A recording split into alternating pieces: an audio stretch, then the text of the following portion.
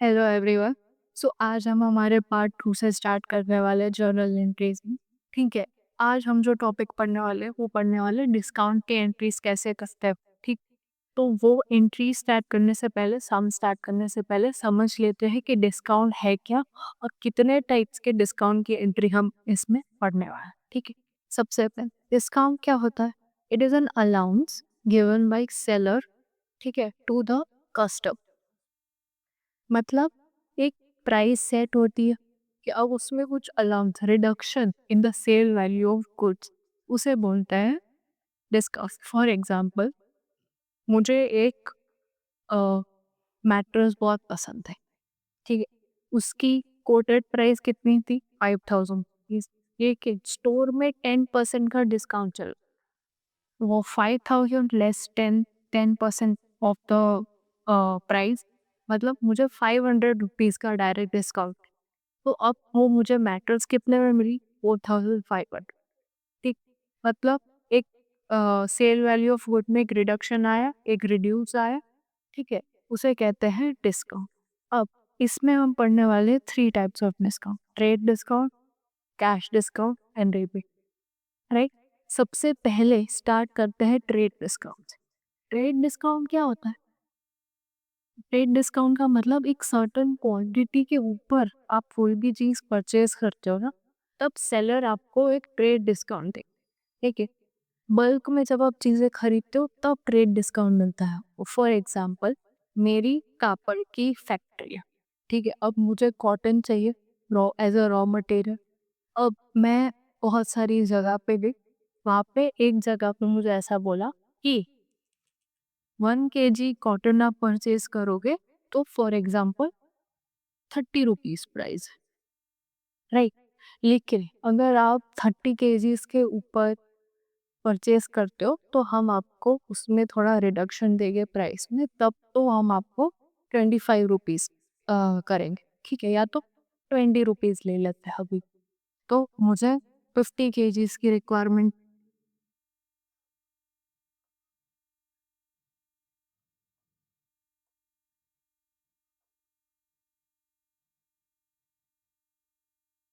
Right, 50 kgs की requirement थी, तो अब मुझे कितने पेमेंट करना पड़ा? 1000 रुपीज।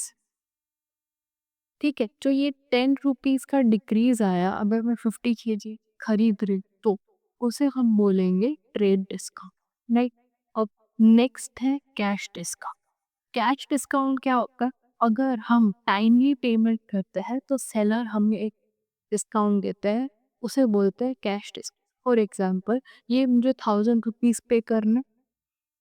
अब मुझे सेलर ने ऐसा बोला कि अगर आप अभी के अभी 1000 रुपीज ऐसा कैश पे करते हो तो हम आपको 10% एडिशनल कैश डिस्काउंट, राइट।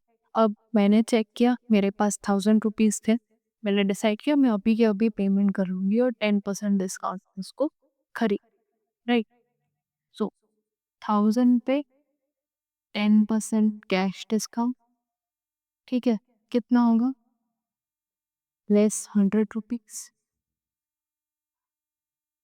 मतलब मुझे कितने पे करने पड़े after cash discount? 900 rupees, right. अब नेक्स्ट है रीबेट। रीबेट भी एक टाइप ऑफ डिस्काउंट है। ये यूजुअली सेलर कब देते हैं? जब गुड्स की क्वालिटी लो होती है या तो एज पर स्पेसिफिकेशन हमें गुड्स नहीं मिलते, राइट।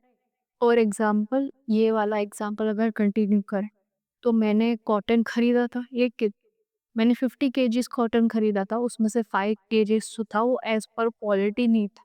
ठीक है। उसको मैं यूज़ नहीं कर सकती थी, तो मैंने कंप्लेन की सेलर को। तो सेलर ने क्या बोला? ठीक है, वो 5 kgs का जो कॉटन खराब निकला है उसके आप उसका पेमेंट मत कर, राइट। 5 kgs का पेमेंट मत करना, उसका हम डिडक्शन दे देंगे।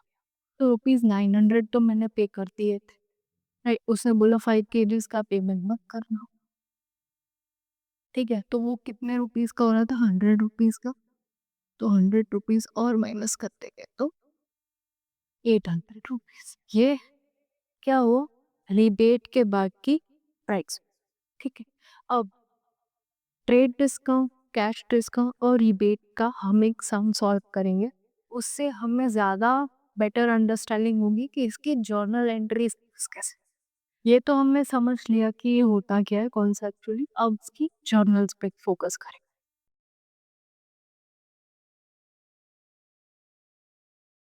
अब हम प्रैक्टिकल इम्प्लीकेशन देखेंगे ट्रेड ट्रेड डिस्काउंट का। सो क्वेश्चन में जो फर्स्ट ट्रांजैक्शन है वो क्या है कि goods sold to Yogesh at 50,000 at 10% trade discount. ठीक है, अब सेल्स हो रही है, राइट। सबसे पहले तो योगेश पर्सनल अकाउंट में आएगा।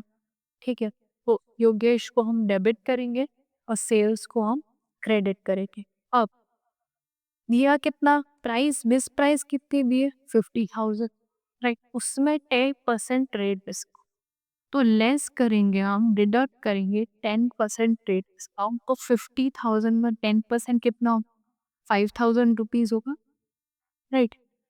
-5,000 तो 45,000 जो है वो हमारी एक्चुअल सेल है। ठीक, जब जब ट्रांजैक्शन में दिया गया हो कि ट्रेड डिस्काउंट प्रोवाइडेड है तो एंट्री कौन से अमाउंट में आएगी, एक्चुअल सेल वैल्यू की, मतलब प्री डिस्काउंट डिडक्ट करने के बाद की, राइट।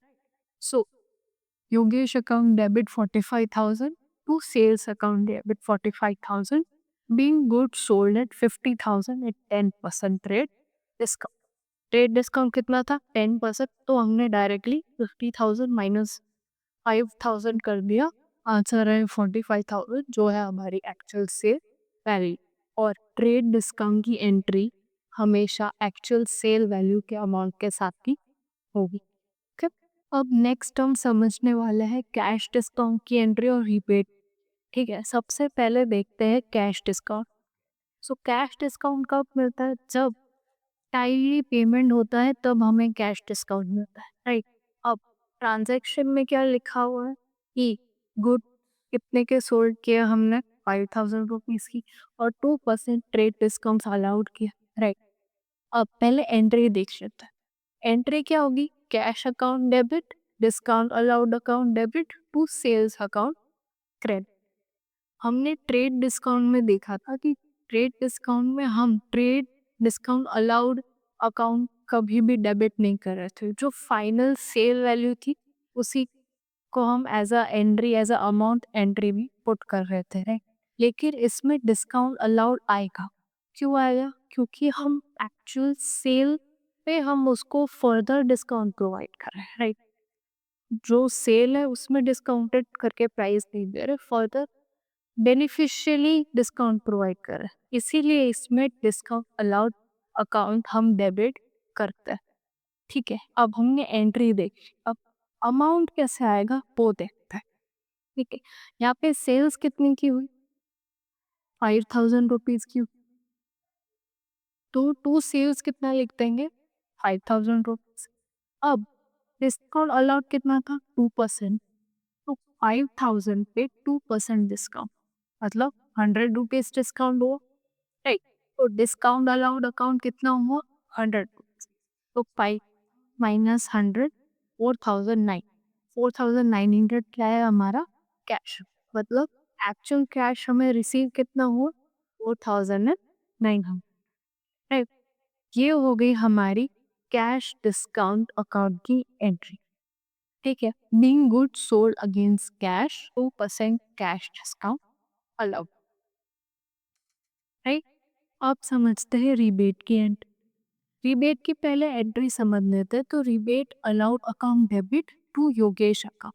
ट्रांजैक्शन क्या है, rebate allowed to Yogesh for accepting damage. हमने पढ़ा था कि रिबेट कब मिलता है, जब या तो गुड्स डैमेज होते हैं, लो क्वालिटी के होते हैं, या तो एज पर स्पेसिफिकेशन नहीं होते, राइट। अमाउंट कितना दिया है 2,500, सो rebate allowed account debit 2,500 to Yogesh account credit 1,005, being rebate allowed for accepting damage। तो ये थी कैश डिस्काउंट की एंट्री और रीबेट की एंट्री। ठीक है, इसको ध्यान से समझ लेंगे। पहले हम एंट्री पास करते हैं और कैश डिस्काउंट अलाउड में डिस्काउंट अलाउड की एंट्री आएगी, डिस्काउंट अलाउड डेबिट होगा, ट्रेड डिस्काउंट में नहीं। ये एक डिफरेंस है ट्रेड डिस्काउंट में और कैश डिस्काउंट की एंट्री। अब नेक्स्ट ट्रांजैक्शन देखते हो। नेक्स्ट ट्रांजैक्शन में क्या लिखा है कि कैश रिसीव फ्रॉम योगेश, उसका हमें अमाउंट दिया है 34,300 और डिस्काउंट अलाउड 7। अब यहाँ में स्पेसिफिकली डिस्काउंट अलाउड ऐसा ट्रांजैक्शन में ऐसा क्वेश्चन में दिया, उसका मतलब क्या कि कैश डिस्काउंट प्रोवाइड किया गया है, राइट।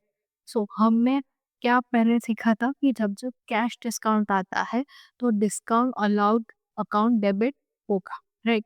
तो एंट्री क्या होगी, cash account debit, discount allowed account debit to Yogesh account, ठीक है। कैश कितना रिसीव हुआ है हमें, टोटल 34,300 और डिस्काउंट कितना अलाउड हुआ है उसके अगेंस्ट में 700।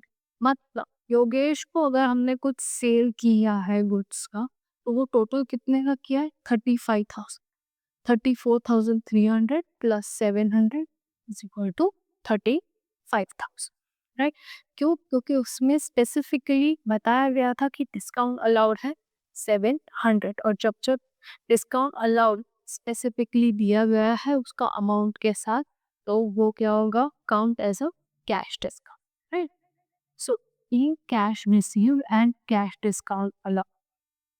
अब नेक्स्ट एंट्री क्या है, नेक्स्ट एंट्री है purchases made with 20% of trade discount, right. तो इसकी एंट्री क्या होगी, purchases account debit to Kabir account, हमने कबीर से परचेस किए, राइट। अमाउंट है 32,000। अब ये आया कैसे, तो वॉकिंग नोट में देखता है लिस्ट प्राइस कितनी थी 40,000 और ट्रेड डिस्काउंट कितना रिसीव हुआ 20%, तो 20% ऑफ 40,000 इज 8,000, तो उसको हम लेस करेंगे तो आंसर आया हमारा 32,000 which is our actual sale value. जब जब ट्रेड डिस्काउंट का क्वेश्चन हो तब तब एंट्री में कौन सा अमाउंट हम पुट करेंगे, एक्चुअल सेल वैल्यू का, right. So purchases account debit to Kabir account 32,000। Kabir है हमारा पर्सनल अकाउंट का पार्ट, ठीक है। पर्सनल अकाउंट का फूल क्या है, debit the receiver credit the giver, right.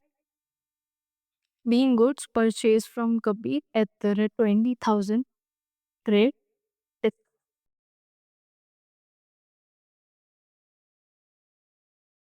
अब हम जो क्वेश्चन सॉल्व करने वाले हैं वो क्वेश्चन में हम बैड डेट्स रिकवर्ड वो सारी एंट्रीज पढ़ने वाले हैं, ठीक। तो सम स्टार्ट करने से पहले बैड डेट्स क्या है उसका कॉन्सेप्ट। बैड डेट एक टाइप ऑफ लॉस है बिजनेस के। लॉस क्यों है, ये क्योंकि ये जो डेटर्स को हम पैसे देते हैं उसमें से सर्टेन अमाउंट अगर हमें नहीं मिलता है, ठीक है, तो वो हमारे लिए एक लॉस।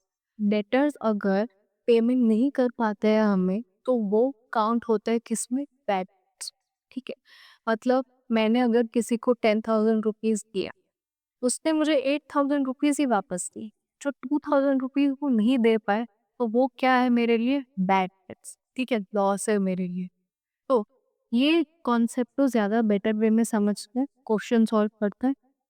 अब क्वेश्चन आपने देख लिया होगा, क्वेश्चन में जो सबसे पहला ट्रांजैक्शन है वो क्या लिखा है उसमें, 5,000 due from Ramesh is not recoverable, ठीक है। उसका मतलब क्या कि रमेश को जो 5,000 रुपीज दिए थे अब वो 5,000 रुपीज रमेश हमें नहीं पे कर पाए, राइट। तो सबसे पहले एंट्री देख लेते हैं क्या, bad debts account debit to Ramesh account credit. Bad debts क्या है, लॉस है, ठीक है। सो नॉमिनल अकाउंट, अगर नॉमिनल अकाउंट पर रूल हमें याद है तो उसमें क्या दिया था, debit all the expenses and losses and credit all the gains and incomes. तो बैड डेट हमारे लिए लॉस है इसलिए बैड डेट हमेशा क्या होगा, डेबिट होगा, ठीक है।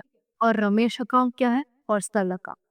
सो अमाउंट क्या आएगा, 5,000 5,000 D bad debts return of, ठीक है। अब नेक्स्ट ट्रांजैक्शन थे, नेक्स्ट ट्रांजैक्शन क्या दिया है, Sohan is declared insolvent, okay, and being 60% amount received, right.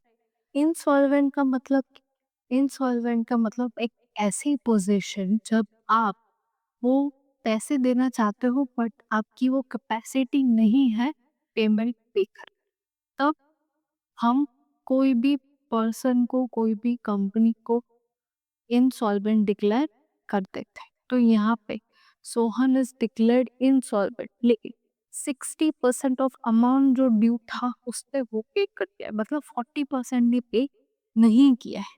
ठीक है, 10,000 उसके पास से हमें लेने थे, उससे उसका 60% पेमेंट कर दिया है। तो उसका मतलब क्या, 40% हमें पे नहीं किया। 60% का अमाउंट कितना होगा, 6,000 रुपीज। 40% हाँ 4,000 रुपीज। 6,000 रुपीज हमें मिल चुके, 4,000 नहीं मिल रहे। ठीक है, तो 4,000 तो हमें पता है डायरेक्ट बैड डेट्स में चले जाएंगे, और 6,000 जो मिले हैं वो या तो कैश या तो बैंक में रिसीव हो गए। ठीक है, तो अब इसकी एंट्री क्या आएगी, cash account debit 6,000, bad debts account debit 4,000 to Sohan account 10,000। ठीक, बैड डेट्स लॉस है हमारे लिए, तो लॉस को हम डेबिट करते हैं, इसीलिए 4,000। ठीक है, सोहन अकाउंट 10,000, 10,000 हम उसे लेने थे इसलिए क्रेडिट 10,000। बैड डेट्स लॉस है इसलिए डेबिट 4,000, और रिसीव कितने हुए 60% विच इज 6,000, तो कैश अकाउंट डेबिट 6,000। ठीक है, being 60% amount due from Soham received on his insolvency। ठीक है, इंसॉल्वेंट हो गया वो, लेकिन उसने 60% ऑफ पेमेंट कंप्लीट कर दिया था, मतलब 6,000 रुपीज हमें रिसीव हो गए हैं, 40% 4,000 रुपीज हमें रिसीव नहीं हुआ है। अब क्वेश्चन में क्या लिखा है कि cash receive on bad debts worth 700 rupees. ठीक है, उसका मतलब क्या कि लास्ट में जो amount as a bad debt write off कर दिया था, बैड डेट्स रिटर्न ऑफ कर दिया था, वो उस अमाउंट में से हमें अमाउंट रिकवर हुआ कैश रिसीव, कितना, 700 रुपीज का, राइट। तो cash account debit to bad debts recover account 700, being backdated return of last year received now। अब बैड डेट्स रिकवर्ड जो है ना वो हमारे लिए गेन, गेन क्यों है, क्योंकि लास्ट ईयर तो वो हमारा लॉस था, हमने उसको राइट ऑफ कर दिया था, लेकिन वो हमें अब नेक्स्ट ईयर रिसीव हो रहा है, तो वो हमारे लिए ये ईयर क्या है, गेन है, क्योंकि हमने उसको एक्सपेक्ट नहीं किया था ना, हमने तो उसको राइट ऑफ कर दिया था, तो ये बिजनेस के लिए क्या होगा, गेन होगा, राइट। इसीलिए हम बैलेंस रिकवर्ड अकाउंट को क्रेडिट करेंगे। ठीक है, debit the losses and expenses and credit all the gains at in, तो बैलेंस रिकवर्ड गेन है इसीलिए वो क्या होगा, क्रेडिट। अमाउंट क्या है, 707। अब नेक्स्ट क्वेश्चन है, ठीक है, तो उसमें क्या लिखा है कि हरी बिकेम इंसॉल्वेंट, लेकिन 60% ऑफ अमाउंट उससे रिसीव हो चुका था। ठीक है, आप उससे लेने कितने थे, हरी बिंग अ डेटर ऑफ 10,000, हमें 10,000 लेने थे, उसमें से 60% रिकवर हुए, 40% बैक डेट्स, तो 6,000 रुपीज, 4,000 रुपीज, तो ये 4,000 रुपीज तो डायरेक्टली बैक डेट्स में जाए। अब इसमें से हरी में पेमेंट क्या किया है, उसमें एक मशीनरी दी है वर्थ,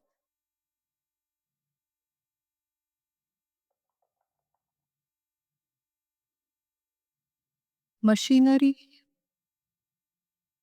दी है वर्थ 3,500, और बैलेंस कैश, अब बचा कितना, 10,000 टोटल था, 4,000, 7,500 प्लस, तो बैलेंस कैश में, तो कैश में से कितना अमाउंट रिसीव हुआ, 2,005, राइट।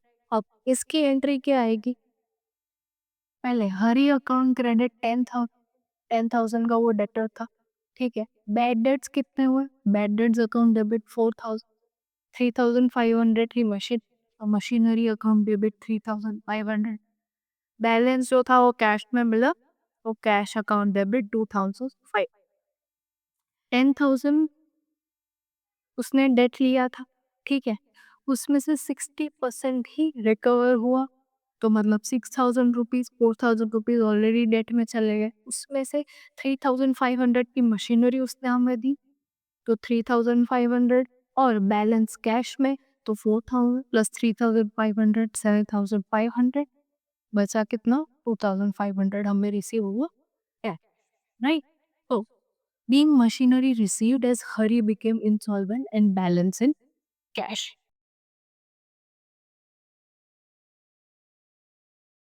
नेक्स्ट सम सॉल्व करते हैं हम, ठीक है। ये क्वेश्चन में सबसे पहला ट्रांजैक्शन क्या है?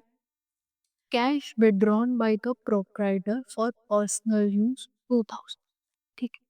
जबकि कोई भी प्रोप्राइटर अपने पर्सनल यूज के लिए कैश विड्रॉ करता है बिजनेस में से, तो उसे हम क्या कहते हैं? ड्रॉइंग, ठीक है। तो drawings account debit to cash account credit. Drawings account हमेशा क्या होगा? डेबिट होगा, ठीक है, क्योंकि पर्सनल यूज के लिए हम बिजनेस में से विड्रॉ कर रहे हैं, मतलब हमारे बिजनेस में से वो अमाउंट क्या हो रहा है? बाहर जा रहा है, right? So being cash withdrawn for personal use, ठीक है। कैश अकाउंट क्या है? हमारा रियल अकाउंट है। रियल अकाउंट का रूल क्या है? Debit what comes in, credit what goes out. तो इसमें से हमारे बिजनेस में से कैश क्या जा रहा है? बाहर जा रहा है, ठीक है। इसीलिए कैश अकाउंट क्रेडिट और ड्रॉइंग्स अकाउंट को डेबिट करता है, राइट? अब नेक्स्ट ट्रांजैक्शन देखते हैं। Goods uninsured of 3,000 purchase cost were destroyed by fire, ठीक है। सबसे पहले तो ये समझ लेते हैं कि यहाँ पे दिया है 3,000 परचेज। परचेज कॉस्ट का मीनिंग क्या है? कि मुझे वो गुड्स खरीदने के साथ साथ उसके ऊपर और क्या कॉस्ट इनकर करना। जैसे बहुत बार गुड्स को लाने के लिए पैकेजिंग का प्राइस कुछ पे करना पड़ता है, फिर ट्रांसपोर्टेशन का प्राइस पे करना पड़ता है, इंस्टॉलेशन का पे करना पड़ता है, या लेबर कॉस्ट है, अगर बहुत हैवी सामान है और लेबर यूज हो रहा है तो लेबर को भी हम कुछ पेमेंट करेंगे, वो इसका पार्ट है परचेज कॉस्ट, ठीक है। ये गुड्स अनइंश्योर्ड मतलब क्या? कि इस पे हमने कोई इंश्योरेंस नहीं लिया था और डिस्ट्रॉयड बाय फायर, ठीक है, फायर की वजह से डिस्ट्रॉय हो गए, तो ये हमारे लिए क्या है? लॉस है, ठीक है। कंपनी का लॉस है, तो लॉस हमेशा क्या होगा? डेबिट होगा। So loss of stock account debit to purchases account 3,000 3,000 being goods destroyed by fire, right? Purchases account credit होगा और loss of stock account debit होगा, ठीक है। इसमें परचेज कॉस्ट, जिस कॉस्ट पे हमने जिस अमाउंट पे हमने परचेज किया था, टोटल कॉस्ट जो हमें लगा था, वही हम इसमें इंक्लूड करेंगे, इसलिए 3,000 रुपीज हम इंक्लूड कर रहे, अमाउंट ले रहे हैं, राइट? अब next question, goods costing 500, sales price 600 given as charity, right? हमने चैरिटी करी, डोनेशन कर दिया गुड्स का, ठीक है, 500 रुपीज, जिसकी सेल्स प्राइस मार्केट में 600 रुपीज है, लेकिन अभी कंपनी में बिजनेस में उसका कितनी प्राइस है? Cost 500 rupees, right? सो इसकी एंट्री क्या आएगी? Donation account debit to purchases account credit 500 rupees, right? Donation कर रहे हैं हम, तो इसीलिए वो क्या होगा? डेबिट होगा और परचेसेस अकाउंट क्रेडिट। अब जो हम समझने वाले हैं वो एक बहुत इंपॉर्टेंट कॉन्सेप्ट समझने वाले हैं, ठीक है। वो क्या है? इंश्योरेंस क्लेम और इंश्योरेंस रिसीप्ट का, ठीक है। सबसे पहले क्वेश्चन देख लेते हैं। क्वेश्चन में क्या दिया है? Goods costing 1,000 damaged by fire and insurance company accepted claim of rupees 800 and check is received from insurance company, right? उसका मतलब क्या कि 1,000 रुपीज के जो मेरे गुड्स थे वो फायर में डैमेज हो गए, ठीक है। हमने इंश्योरेंस कंपनी में क्लेम फाइल की और हमें 800 रुपीज का क्लेम मिल गया, 1000 रुपीज का नहीं मिला, 800 रुपीज का मिला थ्रू चेक। ठीक है, अब ये क्वेश्चन को हम 3 पार्ट्स में डिवाइड करते थे। ठीक, सबसे पहले यहाँ तक, फिर यहाँ, एंड देन ये लास्ट, यहाँ से यहाँ। राइट, 3 पार्ट्स में डिवाइड कर दिया। अब इसकी 3 एंट्रीज आएगी। ठीक है, फर्स्ट, जब गुड्स डैमेज हुआ, loss of stock account debit 1000 rupees to purchases account 1000। ठीक है, गुड्स डैमेज हुए मतलब क्या कि हमारा लॉस हुआ। सो loss of stock account debit to purchases account 1000, goods destroyed by 5। तो ये फर्स्ट पार्ट हमने कवर किया, गुड्स कॉस्टिंग 1000 डैमेज्ड बाय 5। ठीक है, अब सेकेंड पार्ट क्या है कि हमने इंश्योरेंस कंपनी में क्लेम फाइल किया, उसकी एंट्री कैसे आएगी वो देखते हैं। Insurance company debit 1000 to loss of stock 1000। Right, हमें इंश्योरेंस कंपनी के पास गुड्स कितना क्लेम लेना है, 1000 रुपीज, क्योंकि गुड्स कितने वर्थ कितने डैमेज हुए, 1000 रुपीज। राइट, सो इंश्योरेंस कंपनी डेबिट था को टू लॉस ऑफ स्टॉक 1000। ये हमारा हो गया सेकेंड पार्ट। राइट, अब थर्ड पार्ट पे आते हैं। ठीक है, थर्ड पार्ट पे क्या है कि उन्होंने क्लेम एक्सेप्ट करी है, लेके हमें कितना क्लेम दे रहा है, वो सिर्फ 800 rupees. Right, through cheque. So insurance company के पास से हमें कितने क्लेम रिस्क कर रहा था, 1000 रुपीज, लेकिन हमें मिला कितना, 800 रुपीज थ्रू चेक। मतलब क्या, बैंक में आएंगे वो पैसे। तो बैंक अकाउंट डेबिट 8। अब बाकी का जो अमाउंट बचा है, जो 200 रुपीज बचा है, वो किस में हो गए, लॉस ऑफ स्टॉक अकाउंट में ही डेबिटेड रहे। ठीक है, मतलब क्या कि वो 200 रुपीज का हमें क्लेम इंश्योरेंस कंपनी से रिसीव नहीं हुआ है। तो loss of stock account debit 200 rupees, being claim of 800 receive through cheque. हमें सिर्फ 800 का ही क्लेम मिला, इसीलिए 800 को हम बैंक में डेबिट करेंगे और बाकी लॉस ऑफ स्टॉक में डेबिट रहेगा अमाउंट कितना, 200 रुपीज। राइट, सो ये हमारा जो थर्ड पार्ट है, claim of 800 accepted and cheque is receive from insurance, कब, ये थर्ड पार्ट का। ठीक है, जब भी ये टाइप के क्वेश्चंस आएंगे तो हम इस क्वेश्चन को 3 पार्ट्स में डिवाइड करके इसकी 3 स्टेप वाइज हम एंट्री पास करें। फर्स्ट एंट्री कौन सी होगी, लॉस ऑफ स्टॉक की। ठीक है, सेकेंड एंट्री क्या होगी, जो हम क्लेम फाइल करेंगे उसकी, और लास्ट एंट्री होगी जो भी हमें क्लेम मिल रहा है उसकी।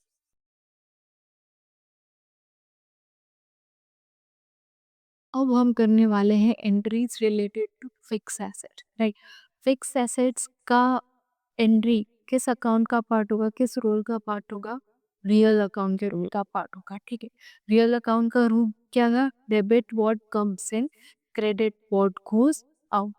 ठीक है, तो यही रूल के अकॉर्डिंग हम फिक्स एसेट्स रिलेटेड एंट्रीज करें। राइट, अब क्वेश्चन में फर्स्ट ट्रांजैक्शन क्या दिया गया है, सो फर्स्ट ट्रांजैक्शन दिया गया है building purchase through issuing cheque. उसका मतलब क्या, हमने बिल्डिंग परचेज की और उसके पेमेंट के लिए हमने चेक इशू किया, कितने का, 15 लाख का। राइट, तो अब इसमें बिजनेस में क्या आ रहा है, बिल्डिंग आ रही है। ठीक है, बिल्डिंग को हम यूज कर सकते हैं। सो बिल्डिंग अकाउंट क्या होगा, डेबिट होगा।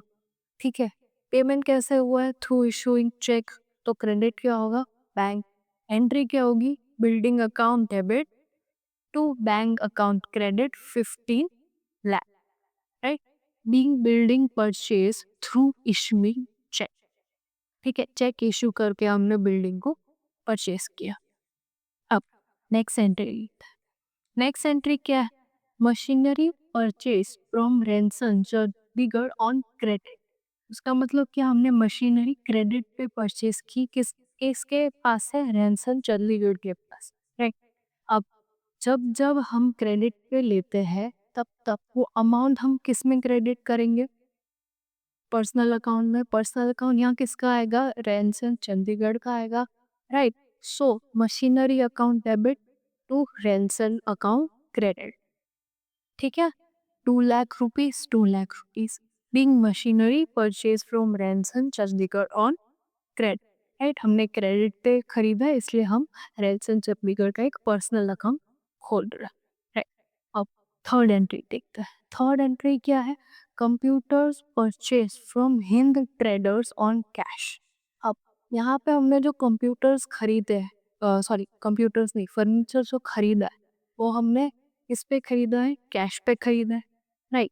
तो इसकी एंट्री क्या आएगी, furniture account debit to cash account credit 10,000 rupees, क्योंकि हमने कैश पे खरीदा है तो डायरेक्ट कैश में ही अमाउंट क्रेडिट हो जाएगा। नेक्स्ट एंट्रीज देखते हैं। नेक्स्ट एंट्रीज में क्या है, नेक्स्ट एंट्रीज में ये है कि हम इंस्टॉलेशन चार्जेस पे कर रहे हैं फॉर मशीनरी। अब हम मशीनरी के इंस्टॉलेशन चार्जेस पे कर, तो इसका इफेक्ट जो आएगा वो मशीनरी अकाउंट में ही आएगा, राइट। सो इसकी एंट्री क्या होगी, machinery account debit to cash account credit 2,500। Installation charges पे कितने कर रहे हैं, 2,500, राइट। तो being 2,500 paid for installation of machinery, installation हो गया, ट्रांसपोर्टेशन हो गया, लेबर कॉस्ट कर रहा है, हम जो भी फिक्स एसेट के लिए ये सारी चीजें इनकर करते, एक्स्ट्रा कॉस्ट इनकर करता है, उसका इफेक्ट हम फिक्स एसेट अकाउंट में शो करता है, राइट। जैसे यहाँ पे इंस्टॉलेशन चार्जेस किस फिक्स एसेट के लिए हो रहे थे, मशीनरी के लिए हो रहे थे, इसलिए इसका जो इफेक्ट है वो हम मशीनरी अकाउंट में शो कर, ठीक है। अब नेक्स्ट देखते हैं। नेक्स्ट क्या है कि हमें बिल्डिंग रेनोवेट करनी है, उसके लिए हम ब्रिक्स खरीद रहे, सीमेंट कर, अगर ये किसके इफेक्ट में हो रहा है, बिल्डिंग के इफेक्ट में हो रहा है, तो इसकी एंट्री भी कौन से अकाउंट में होगी, बिल्डिंग अकाउंट में होगी, ठीक है। ब्रिक्स हम कितने की खरीद, ब्रिक्स हम खरीद रहे हैं 1,50,000 की, और सीमेंट खरीद रहे हैं 2 lakh, right. So total 3,50,000 rupees इस किसके लिए खरीद रहे, रेनोवेशन ऑफ बिल्डिंग के लिए, तो इसकी एंट्री भी कौन से अकाउंट में होगी, बिल्डिंग अकाउंट, ठीक है। एंट्री क्या होगी, building account debit 3,50,000 to bank account credit 3,50,000, right. Being brick worth 1,50,000 and cement worth 2 lakh purchase for renovation of building, right. अब नेक्स्ट ट्रांजैक्शन, नेक्स्ट ट्रांजैक्शन क्या है कि हमने HP इंडिया लिमिटेड जो दिल्ली में है, वहाँ से हमने कंप्यूटर्स खरीदे 50,000 के, और इसका पेमेंट कैसे किया, हमने थ्रू इंटरनेट ट्रांसफर। आजकल हम करते हैं ना UPI या स्कैन करके, QR कोड स्कैन कर, ठीक है। तो अब ये जो पेमेंट मोड है इंटरनेट ट्रांसफर, वो पेमेंट मोड किसके थ्रू होता है, बैंक के थ्रू। तो इसकी एंट्री किस में आएगी, बैंक अकाउंट में आएगी। एंट्री क्या आएगी, fix asset account debit to bank account, ठीक है। यहाँ पे एसेट कौन सा है, computer, so computers account debit 50,000 to bank account credit 50,000 being computers purchase from HP limited and payment made by internet transfer, ठीक है। और एक इंटरनेट ट्रांसफर में बैंक, हम बैंक कनेक्ट करते हैं हमारे, फिर ही हम थ्रू बैंक इंटरनेट ट्रांसफर कर सकते हैं।